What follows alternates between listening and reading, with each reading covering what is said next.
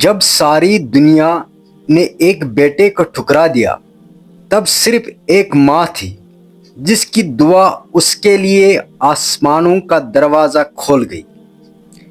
ایک گاؤں میں فاطمہ نامی ایک بوڑھی ماں اپنے اکلوتی بیٹے یاسر کے ساتھ رہتی تھی۔ یاسر بچپن سے ہی مختلف مزاج کا تھا، نہ کسی کا بات کرتا تھا، نہ کھیلتا، نہ ہنستا، نہ کسی کام میں دلچسپی لیتا تھا۔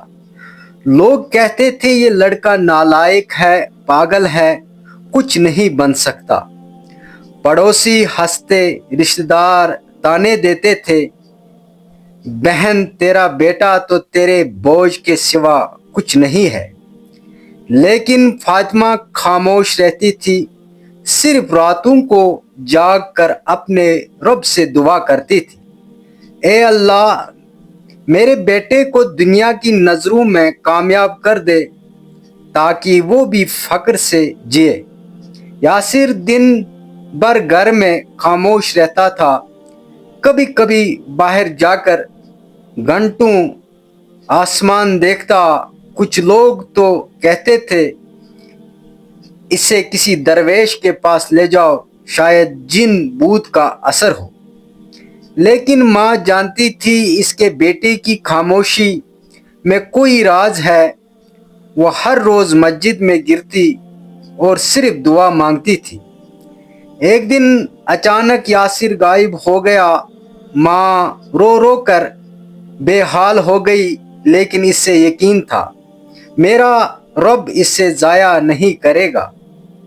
کئی سال گزر گئے، پھر ایک دن گاؤں کے مسجد میں اعلان ہوا، ایک عظیم اسلامی اسکالر تشریف لا رہے ہیں جنہوں نے پوری دنیا میں قرآن و سنت کا پیغام پھیلایا ہے۔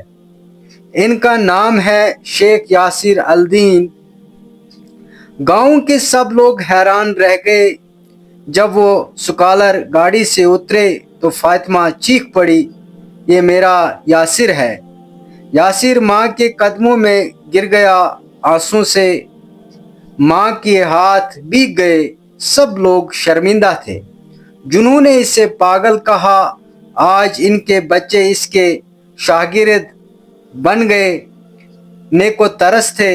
یاسر نے ایک بیان میں کہا، میں چپ تھا کیونکہ دنیا کے شور میں رب کی آواز سن رہا تھا، اور یہ مقام مجھے کسی کتاب سے نہیں ملا بلکہ ماں کی دعا سے ملا ہے۔ دوستو، اس کہانی سے ہمیں یہ سبق ملتا ہے کہ دنیا تمہیں جاہل، ناکام یا پاگل سمجھے، مگر ماں کی دعا ہو تو رب تمہیں وہاں پہنچا دیتا ہے جہاں دنیا سوچ بھی نہیں سکتی۔